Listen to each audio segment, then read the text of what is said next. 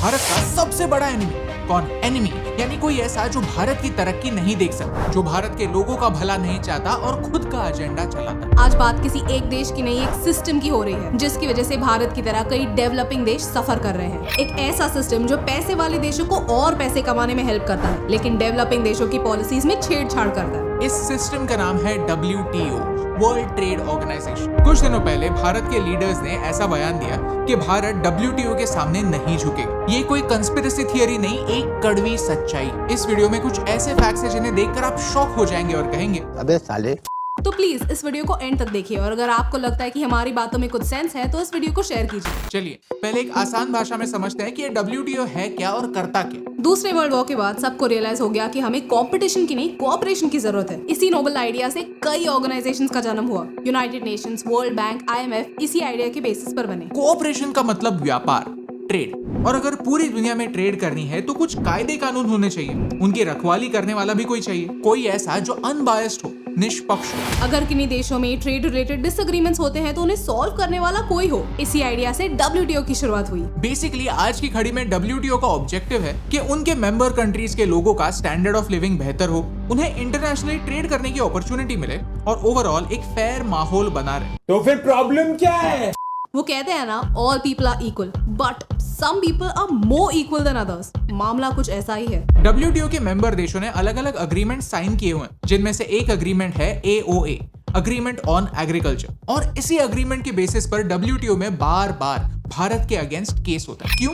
क्योंकि भारत अपने किसानों की मदद करता है। WTO कहता है कि आप किसानों को सब्सिडी देना बंद करो, क्योंकि आप सब्सिडी देते हो, फिर कम दाम में अनाज उगाते हो और उसकी वजह से दुनिया की प्राइसेस कम रखते हो। इसी लॉजिक से ब्राजील और ऑस्ट्रेलिया ने WTO में भारत के अगेंस्ट कंप्लेंट की। कहा कि भारत फार्मर्स को सब्सिडी देता है और उन्हें ज्यादा प्रॉफिट करवाता है, तो भारत ये सब्सिडी देना बंद करे। ये सेम इंसिडेंस एक बार नहीं बार बार होता है। आपको तो पता ही है कि रशिया यूक्रेन कॉन्फ्लिक्ट की वजह से दुनिया भर में वीट की कमी है। आज भारत दुनिया की मदद करना चाहता है, कम प्राइस में हमारा धान देकर दुनिया में जो लोग भूखे हैं उनका पेट भरना चाहता है। लेकिन WTO इस बात पर अग्री नहीं करता। प्रेसिडेंट बाइडेन से बात करते हुए हमारे लीडर्स ने ये बात उनके सामने रखी, क्योंकि अगर भारत को WTO अलाउ करता है तो दूसरे देश जो इस वॉर से प्रॉफिट कमाना चाहते हैं उनका प्रॉफिट कम होगा। बड़ा ही अजीब सा फंडा है। लगता है कि कलयुग इसे ही कहते हैं। मुसीबत के समय हम दुनिया की मदद करने के लिए रेडी है, लेकिन मदद करने के लिए परमिशन लेने की जरूरत पड़ रही है।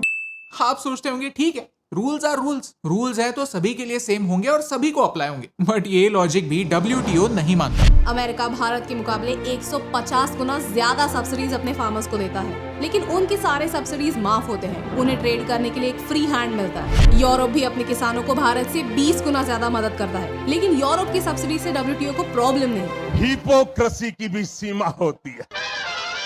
बेसिकली WTO ने 1986 में एक बेस प्राइस सेट कर दी, उस जमाने की प्राइस। WTO कहता है कि अगर आप आपके फार्मर्स से उस समय की प्राइसेस से ज्यादा प्राइस में खरीद रहे हो तो गलत कर रहे हो और हम आपको एक्सपोर्ट करने नहीं देंगे। भाई साहब, गेहूं, दाल, चावल सबके प्राइसेस 400 गुना बढ़े हैं मार्केट में, और WTO आज भी 1986 में जी रहा है। इसी खेल में श्रीलंका, पाकिस्तान, चाइना जैसे देश भी सफर कर रहे हैं। क्या ये सब डेवलपिंग देशों के अगेंस्ट एक साजिश नहीं? ओके, अगर भारत ये जानता है कि किसानों को हेल्प करने से, उन्हें सब्सिडी देने से WTO नाराज होगा, तो भारत किसानों की मदद करता ही क्यों है? बात है 1960s की, जब भारत के लोगों के पास खाना नहीं हुआ करता था। तब न्यूजीलैंड से दूध और अमेरिका से आने वाले ह्यूमैनिटेरियन एड पर भारत की पॉपुलेशन जी रही थी। जरूरत थी एग्रीकल्चर में बदलाव की, इंसेंटिव्स की, जिनसे हमारा प्रोडक्शन बढ़े। इसको हमने ग्रीन और व्हाइट रेवोल्यूशन के नाम से स्कूल में पढ़ा था। इसी दौरान 1965 में जन्म हुआ MSP का, यानी मिनिमम सपोर्ट प्राइस। सरकार कुछ स्पेसिफिक प्रोड्यूस पर MSP डिक्लेयर करती है। अगर बम्पर हार्वेस्ट होता है तो प्राइसेस गिर जाते हैं। ऐसे समय सरकार कहती है कि हम आपसे मिनिमम इस प्राइस पर धान लेंगे। MSP कोई गारंटी नहीं है कि सारा धान सरकार लेगी। आज भारत को इतने ज्यादा धान की जरूरत नहीं है, क्योंकि भारत एक फूड सरप्लस देश बन चुका है। गेहूं, चावल जैसे अनाज हमें जितना चाहिए उससे ज्यादा हम प्रोड्यूस कर रहे हैं, इतना कि रखने के लिए जगह नहीं है। फूड कॉर्पोरेशन ऑफ इंडिया की गोडाउन्स में जून 2022 में 331 लाख मेट्रिक टन का राइस और 311 लाख मेट्रिक टन का वीट पड़ा हुआ है। और ये जानते हुए भी सरकार किसानों से और धान खरीदती, उन्हें सपोर्ट करती। और ये पैसा आता कहाँ से? आप और मैं जो टैक्स पे करते हैं वहीं से। ये सारा खाना आज रशिया यूक्रेन क्राइसिस के चलते दुनिया की मदद कर सकता है, लेकिन ये खाना सरकार ने MSP पर खरीदा है। WTO के रूल्स के अंडर हम इसे एक्सपोर्ट नहीं कर सकते। यानी अगर MSP ना दिया तो किसानों को प्रॉब्लम, और अगर MSP दिया तो WTO को प्रॉब्लम। आज जब आप ये वीडियो देख रहे हैं तो दो इंपॉर्टेंट मुद्दों पर वर्ल्ड ट्रेड ऑर्गेनाइजेशन के मेंबर्स डिस्कस कर रहे हैं। एक है फूड एंड एग्रीकल्चर, जहां भारत किसानों से एक्वायर किया हुआ धान इंटरनेशनल मार्केट्स में लेकर पूरी दुनिया की वीट की जरूरतें पूरा करना चाहता है। इसके लिए परमिशन मांग रहा है और वो 1986 का जो बेस प्राइस है उसे अपडेट करना चाहता है। और दूसरा कि वैक्सीन जैसे इंपॉर्टेंट चीज के पेटेंट्स हम खुले करना चाहते हैं, क्योंकि अगर वैक्सीन के पेटेंट्स ओपन ना हो तो प्रोडक्शन स्लो होगा और सीरम इंस्टीट्यूट जैसे ऑर्गेनाइजेशंस पर प्रेशर आएगा। पेंडेमिक खत्म होने में टाइम लगेगा। ये दोनों बातें इतनी ऑब्वियस हैं, इतनी क्रिस्टल क्लियर है कि समझ में ही नहीं आता कि इनके अगेंस्ट कोई क्यों होगा, unless they have an agenda. लेकिन कई डेवलप देश अपने पावर का इस्तेमाल करके अनबायस्ड WTO के थ्रू डेवलपिंग देशों पर अपना कंट्रोल जमाते हैं। मुझे लगता है कि WTO को अपने ऑब्जेक्टिव्स में थोड़े से चेंजेस करने चाहिए। उनके असली ऑब्जेक्टिव्स लोगों के सामने लाने चाहिए, क्योंकि इट सीम्स लाइक उनका असली ऑब्जेक्टिव सब लोगों की स्टैंडर्ड ऑफ लिविंग बेहतर करना नहीं, सिर्फ वेस्ट के लोगों की स्टैंडर्ड ऑफ लिविंग बेहतर करना है।